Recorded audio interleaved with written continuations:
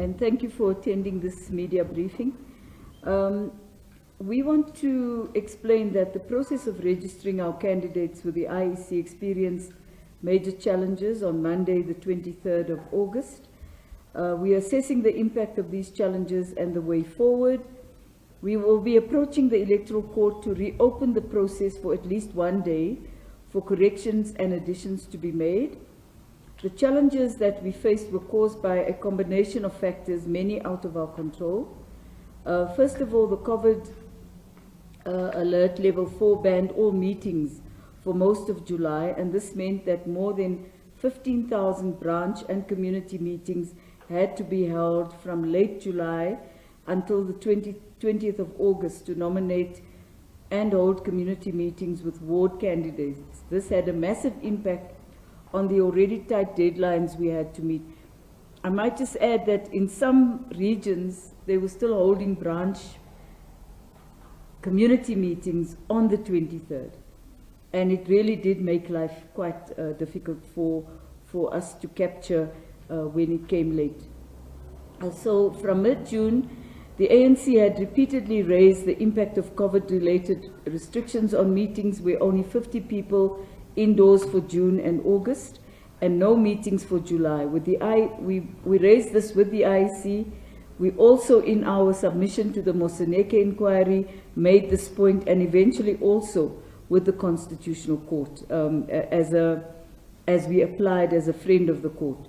We joined the IEC and other parties in the plea to the Con Court to postpone elections so that parties and voters could exercise their democratic rights.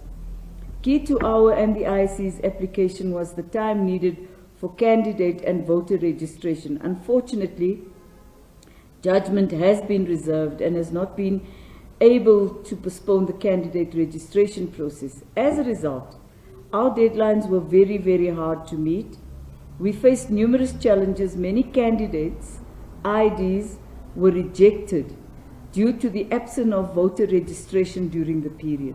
So they were not registered properly in the ward where they were selected as a candidate, and therefore the IEC system didn't have them as a registered voter. That was one of the reasons why some were rejected. Secondly, as we were entering, the IEC system repeatedly froze and locked out our administrators and during the final few hours before the deadline, data already entered into the system was voided and had to be re-entered. The ultimate impact of this is that in around between 29 and 30 municipality voters will not be able to vote for an ANC candidate if the system is not reopened to allow us to make the corrections that we need to make, including what we can do about the voter registration issue. We discovered that because people who haven't voted before, quite clearly, quite young people, were elected as candidates in their ward. But because there was no registration date, it could also be argued that they could in any case have registered, you know, wherever they lived during the period, but they didn't. And that was, I would say that is a primary issue for us that we'd like the court to consider. We also want the court to please consider the fact that there were restrictions on all of us, and I believe we're not the only party with difficulties. Our understanding is there are a number of other political parties who face the same problem towards the last hours of the freezing out, where we had entered the data, it froze, and it was not accepted on the other side, even though on our screen it would say admitted. So there is a difficulty, and we would like that to be recognized and corrected. We made the IEC aware of it immediately, and we also made a formal representation to the IEC to consider this. The IEC has written to us to say that their closing time was firm, and therefore they were rejecting our appeal, and for that reason we are going to the Electoral Court. We hope that we will be successful. in our bid to have opened only for those areas where there were mistakes. We're not asking for the IEC to reopen the whole process. We only want to have the integrity of our list corrected, so that people are not going to be left without an opportunity to vote, which would be completely unfair to the voters, and really these are matters that were beyond our control. So that is that's really our prayer to the Electoral Court. We will present our papers to them tomorrow morning and await a response, and then we will report back through you to the public. Thank you very much. Thank you very much, DSG. We have opened the briefing to all other media houses on our platforms, YouTube, Twitter, Facebook, and we have also opened a line for them to be able to pose questions that they may have. So I'm now going to open the floor for questions for those that are watching on our platforms and for those that are here. Maseko and Natasha. It's Maseko from ANC. Are you the only party that has asked for this extension, or are you aware of any other party asking for another day? That's my first question. Secondly, I just want to take the opportunity to ask about the politics in the Northwest. I'm sure you know already about the John Mokoro's resignation. Our understanding is that he hasn't resigned as a member of the legislature. Wouldn't that mean that now the new candidate for premiership then doesn't have a seat in the legislature, and somebody will have to leave the legislature to make space for him? And who will this be? Okay. Okay, Natasha. I'm Duarte. It's Natasha Green, that's SABC News. Just a couple of questions from my side. Are you not afraid that this decision might actually cause a furor amongst other political parties? We heard there's a leader of the EFF, Mr. Malema, also casting aspersions that the ANC was manipulating the IEC system. So just basically I'm asking the ANC for your internal processes, saying that you are probably one of the last parties, as you've indicated, to actually submit the candidate nomination processes for this, I beg your pardon. Have you also engaged with some ANC members, particularly those in Pretoria, Ward 73, 74, 95, and Namantikra, Ward 33, so Shanghai? They've had problems before. I think it was 2 weeks before you took us through the party nomination system that the community needs to elect in. Now they're saying that a certain PC member has actually allocated her daughter, removed those that the community had elected, and put her daughter in that position. You have similar grievances as well. Here in Gauteng, we have also other similar instances. I can show you the ones in Limpopo as well. So have you engaged our party members around this issue? Can you ask 2 questions at a time, because I'm not going to be able to remember. Okay, it's just Yes, those 2 questions. thank you. Okay. Pula, can I ask those 2 and then Yes. we'll take further? Yes. Firstly, let me just say, I don't know which other political parties are applying to the Electoral Court, but we are. Secondly, on the issue of Northwest, yes, we understand that Comrade Job Mokoro has not resigned from the legislature. That does complicate matters quite a bit, because in order for him to have become a member of the legislature, Supra Mahumapulo had to resign from the legislature and make space for him. The IPC is currently discussing this matter to find a way of dealing with it. However, they have appointed from the executive an acting premier, which is correct, and it's a legal thing to do. They have until the 15th of September to try to solve this problem and to find a way forward. And I imagine that what is probably going to happen would be some discussions with the caucus of the Northwest to find a way forward. It is not a negative thing. It happens in politics, and it happens all the time. In terms of the accusations against the ANC, over the last 6 times that we've had elections, we've always been accused of one or other thing. We stand by our word. We could not manipulate a system that does not belong to us. and in which we are simply a party that has the ability to make input, not change, not have output. Like all other parties, the rules of electronic registering was identical and the same. So you can't really manipulate the system. It's not possible to do so. We were not the last party to make input. We started making input on the Sunday already. What happened was that on Monday, there were some areas where the data came to us quite late. And let me say quite categorically, Tshwane was one of those, unfortunately, where we really struggled with the regional secretary of Tshwane to get information, ask for ID numbers. It was an ongoing struggle. With regard to disputes, we are continuing to hear the disputes, and we've said so, irrespective of whether or not the IEC closes the list and whatever happens next. We will continue to examine any outstanding, not any reopen any dispute that has already been dealt with. Many have been dealt with. I don't know the specific incident you're talking about. There were many disputes, so I could never know about some PEC member's daughter having been replaced. If it comes in a written dispute to the electoral committee that we appointed, led by Comrade Khalima Mutlanti, and that dispute is properly registered, it will be heard. The electoral committee is meeting at 10 a.m. on Friday to discuss how they will continue to look at the disputes. In every election for ANC candidatures, there's always disputes because the expectations of people are very, very high. And you find the level of competitiveness is extreme in the branches.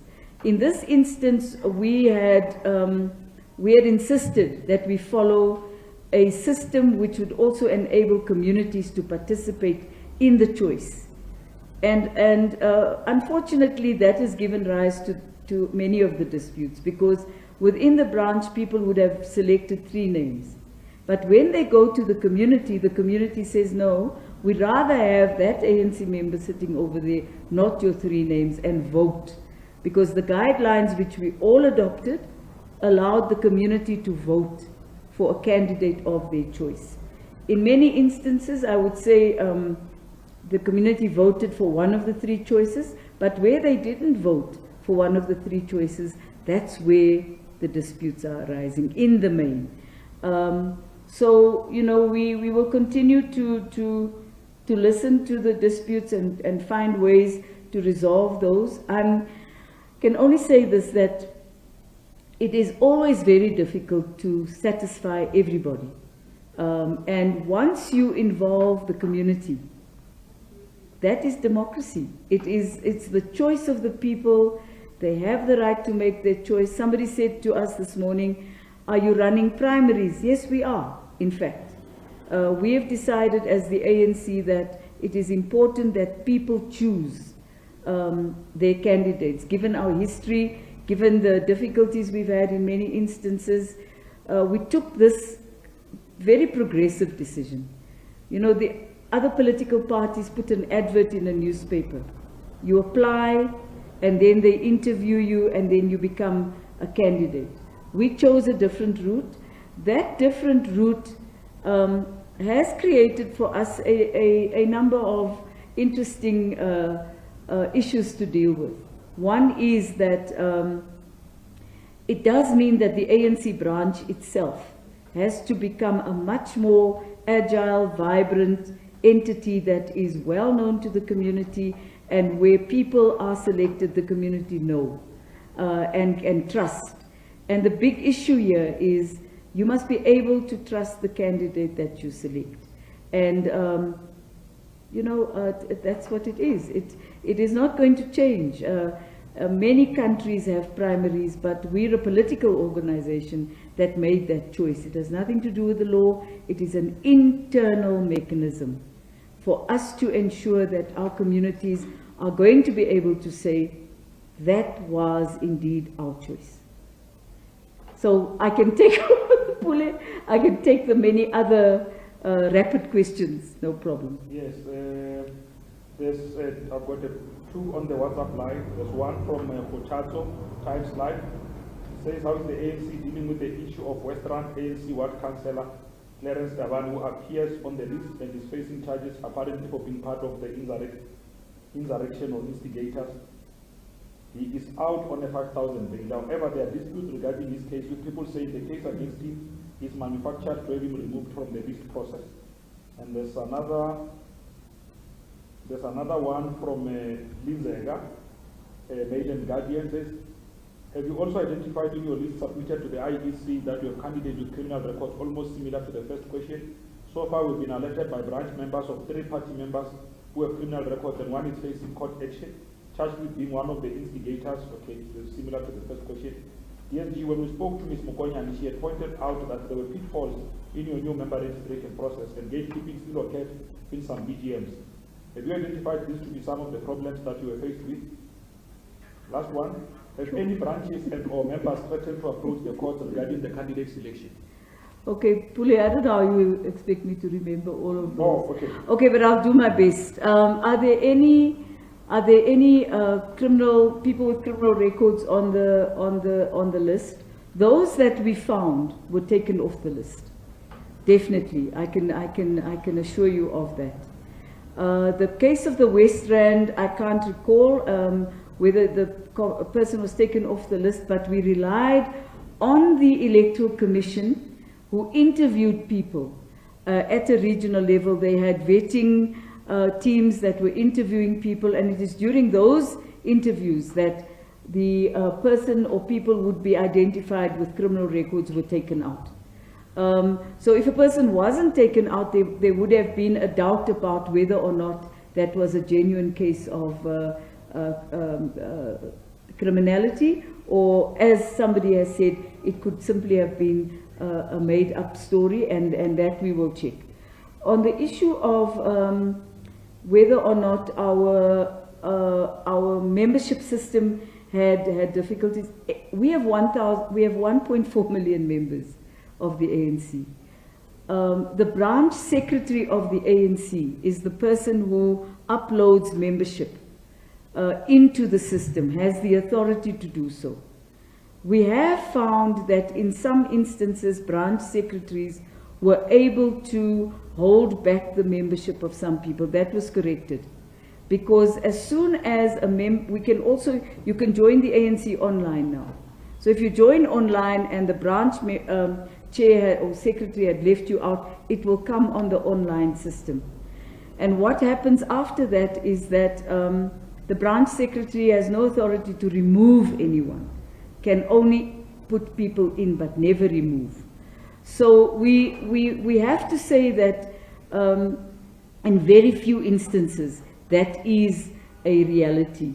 It's not a general problem. It was a problem identified right in the beginning of the uploading of the system. It was corrected. It was understood to be what the experts call a glitch, and it was corrected. So I think if now a person is left off the membership system, that person has every right to appeal to the organization to put them back on. The only time that will affect them really is when there is a branch BGM to elect a new branch leadership, or to nominate people to go to a regional conference. And that's about to happen now in many instances. So we'll begin to pick up that if it is going to be a problem. But yes, we also understand that, perfection is the death of progress. And we're trying to be perfect, but often human beings are not perfect beings, and they do make mistakes. And wherever there is a problem, we are receiving letters from people to say, can you check my membership? Anybody can check their own membership by going into the ANC membership app and typing in their ID number, and it will show them whether they're a member in good standing, a member awaiting the period of 6 months before they become a full member, or a member whose membership has lapsed. They'll be able to pick that up. So You do not have to rely on any person. You can rely on the internet. Okay, DSG, Well, can we go back to the SABC? Oh, okay. Ms. Duarte, okay, so let's just say the electoral court says no to your request, and the constitutional court also says no, then it's just a conundrum for the ANC. But if the electoral court says no, and the constitutional court says yes, then does that mean that you'll actually open up the process again for your candidate nomination list, or is it final? You know, we will never be in a position to determine whether lists are reopened or not. If the Court, let me start with the last question first. If the Court postpones the election, the IEC will determine a process of voter registration, which is what the Moseneke proposal is, that there should be a period of voter registration, and that would imply that you reopen the lists. That's the implication. If they say no, it's no. There's nothing will move. We all go to the polls on the 27th of October, and we hope for the best. Okay, DSG, we have got a question from Pule ETV.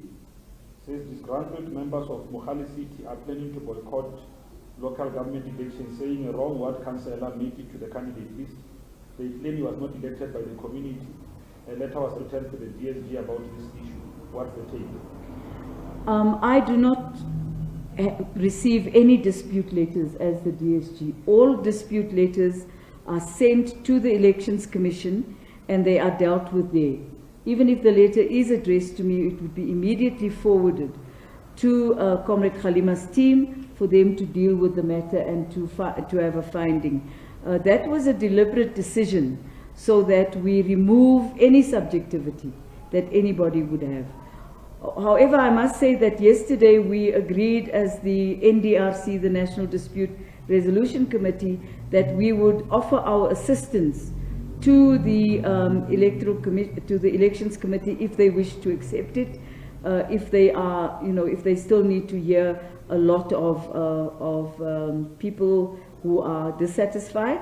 But I would assure the Mohali City person that if the letter was sent to me by email, hopefully not on a WhatsApp, because that my phone at some point crashed. There were just too many WhatsApps that were coming one on top of the other, and my number changed. So if they sent it by email, it would have been forwarded to the dispute email address, and it would be picked up by Comrade Khalima's team. Okay, DSG, there's another question here from Mahulewo, UFF. It says, during the last briefing, the DSG denied the ANC and asked the IDC to extend the submission deadline. Did the ANC know already at the time that there were problems with its list? And if that's the case, why the assertion that the party had its affairs in order? Second one is, let me answer that one, because I've heard this accusation too many times and I think it needs correction. It's a bit sinister to imagine that we would deliberately fabricate something, and I'm going to say that to the UFM radio person. Firstly, if the deadline was 5 p.m., which is what we were expecting on Monday, we would have done exactly what we did a bit later on. We heard via the news that the IEC had extended to 9 p.m. We did not ask for that extension at any time. Now, how do you ask for an extension? You write a formal letter to the IEC. You write that formal letter during the period of uploading. We didn't do that. I myself, I'm the person registered to make contact with the IEC. I have had absolutely no phone call whatsoever to any person in the IEC.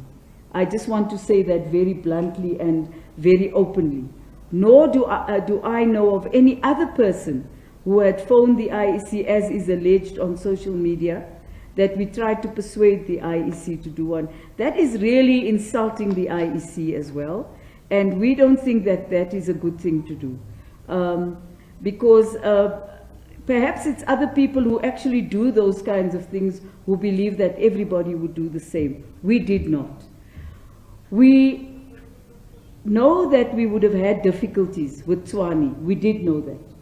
At 3 p.m. in the afternoon, we knew that there would be a difficulty. When we heard that there was going to be extension, we then informed those who were outstanding that they had a bit more time if they wished to check their records properly.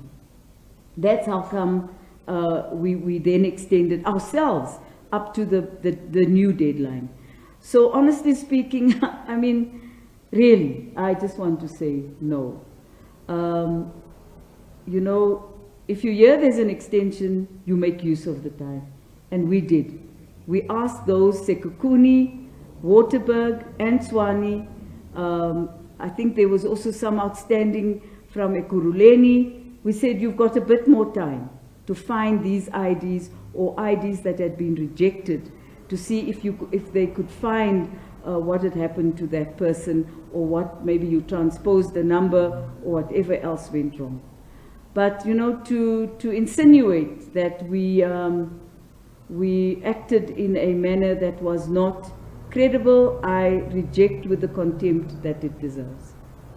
Okay, Jessie, the second one is the ANC suggesting that its failure to participate in affected wards would amount to citizens being denied the right to vote. If so, on what basis is such conclusion being made when there is scores of other parties? The ANC is only interested in asking the electoral court to deal with situations where we had a candidate that we uploaded and that does not appear on the IEC's final list. We're not interested in wards where we didn't have a candidate at all. And we wouldn't be so arrogant as to assume that there wouldn't be other political parties. And the third one, how much of this ill-preparedness is the ANC attributing to disputes among aspirant candidates? I think, in honesty, I wouldn't call it ill-preparedness. I would say that in those areas where people took a long time to fix their problems with one another, yes, it was disputes. Honestly speaking, we have to say this very openly, that some of our regional secretaries in some areas tried to change the list that had already been approved by the NEC. And that created a few problems, because the NEC on the 22nd sat too late at night, and we approved lists that were presented to us by provincial secretaries in the presence of their provincial chairpersons.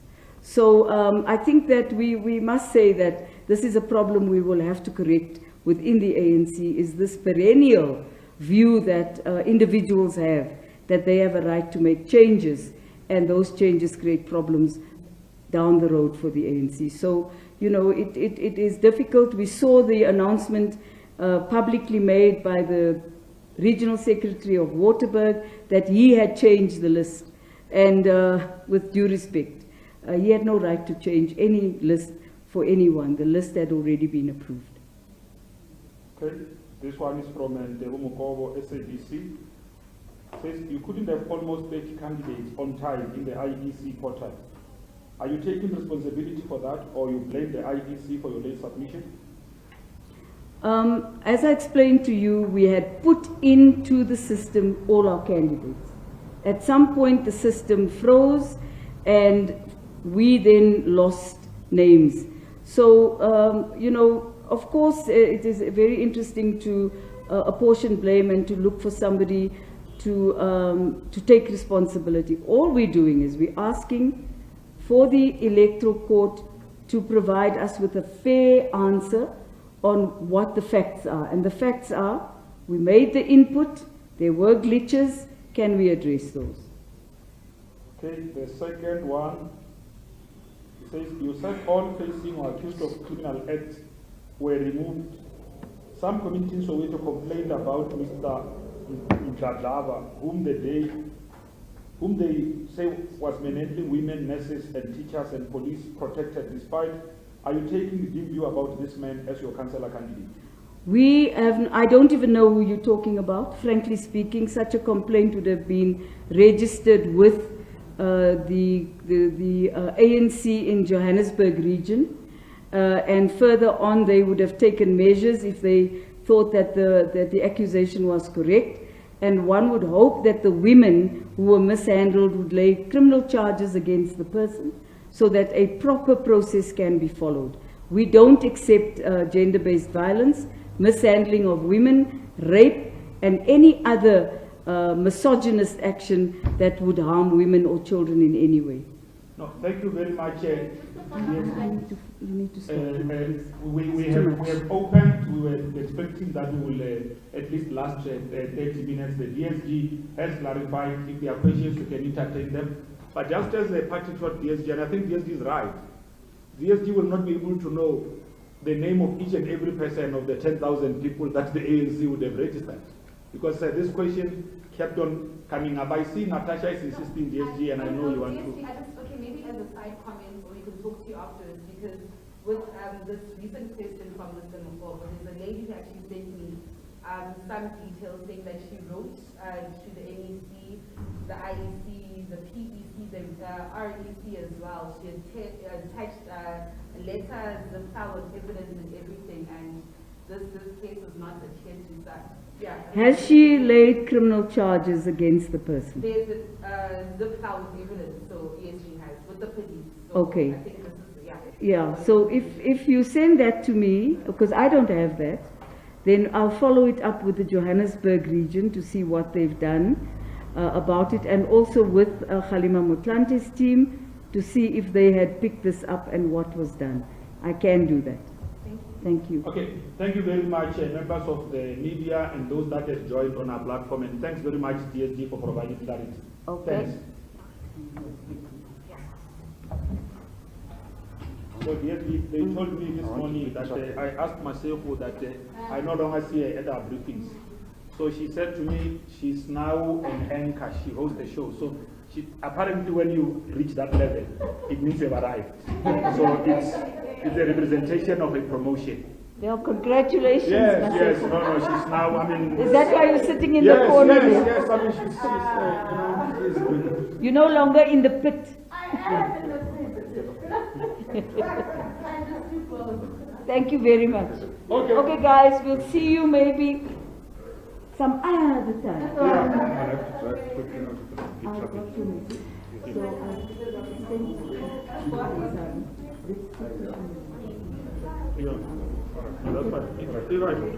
Just reinforce your yeah, reinforce my message. Yeah, at least you have made my life easy. But it's pretty new. It's not even mature. No, but the ones that the pictures came from the ones that were asking. It's not media. I think